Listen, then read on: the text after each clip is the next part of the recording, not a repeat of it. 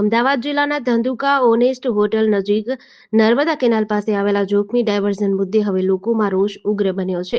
વાહન ચાલકોની સુરક્ષા માટે બંને બાજુ સ્પીડ બ્રેકર મૂકવાની જોરદાર માંગ ઉઠી છે. છતાં જવાબદાર તંત્રો વચ્ચેની ઢીલાશ અને જવાબદારી ટાળવાની વૃત્તિના કારણે અકસ્માતોની શ્રેણી અટકતી નથી. માહિતી મુજબ નર્મદા વિભાગ અને આરએનબી સ્ટેટ વિભાગ વચ્ચે ડાયવર્ઝન અંગે જવાબદારી નક્કી કરવાને બદલે એકબીજાને ખો આપવાની સ્થિતિ સર્જાઈ હતી. પરિણામે નિર્દોષ નાગરિકોને જીવ ગુમાવવાનો વારો આવી રહ્યો છે. ડાયવર્ઝન પર કોઈ સ્પષ્ટ ચેતવણી બોર્ડ, રિફ્લેક્ટર કે સ્પીડ બ્રેકર ન હોવાથી ખાસ કરીને રાત્રિના સમયે વાહન ચાલકો માટે જીવલેણ પરિસ્થિતિ ઊભી થાય છે.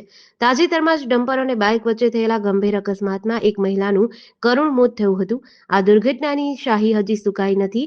ત્યાં સુધીમાં તંત્ર દ્વારા કોઈ પગલાં લેવામાં ન આવતા લોકોમાં ભારે આક્રોશ ફેલાયો છે. આ મામલે લોકહિતને ધ્યાનમાં રાખી અમદાવાદ જિલ્લા કોંગ્રેસ સમિતિના ઉપપ્રમુખ મોહમ્મદ રઝા બુખારી મેદાનમાં ઉતર્યા છે. તેમણે તંત્રને ચેતવણી આપતા જણાવ્યું કે જો તાત્કાલિક સ્પીડ બ્રેકર, સૂચક બોર્ડ અને સુરક્ષા વ્યવસ્થા ઊભી નહીં થાય તો જન આંદોલન શરૂ કરવામાં આવશે.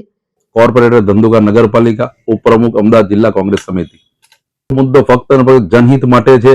જે ઓનેસ્ટ હોટલ પાસે જે ડાયવર્ઝન આપી અને પુલના નામે જે ધતિંગ કરવામાં આવ્યું છે કે ભાઈ પુલ બનાવવાનો છે નવો જર્જરિત હાલતની અંદર, એની અંદર એ પુલ બંધ કરી દીધો છે. આજ દિન સુધી એમાં કામ ચાલુ કરવામાં ન થયું.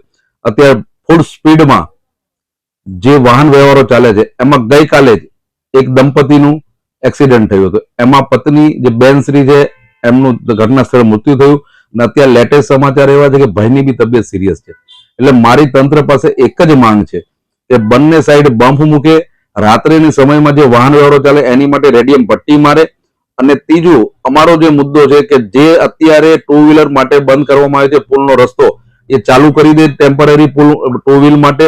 અને જો તાત્કાલિક પુલનું કામ ચાલુ કરવામાં નહીં આવે તો અમે જન આંદોલન સાથે આ ચીમકી નહીં, અમે ખરા અર્થમાં ત્યાં જન આંદોલન કરીશું અને એ ડાયવર્ઝન આપેલું છે એના પુલના ઉપરથી બી અમે એ રસ્તો ચાલુ કરી દઈશું.